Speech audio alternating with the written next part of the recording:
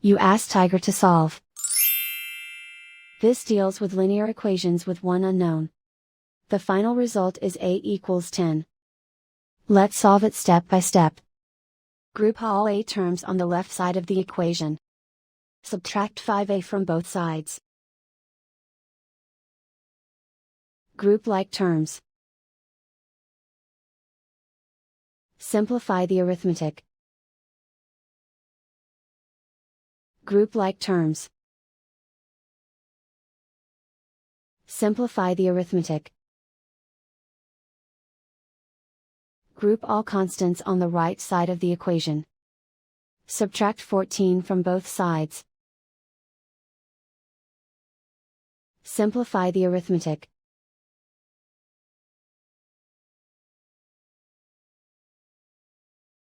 Isolate the a. Divide both sides by -2. Cancel out the negatives. Simplify the fraction. Cancel out the negatives. Find the greatest common factor of the numerator and denominator. Factor out and cancel the greatest common factor. And so the final result is a equals 10.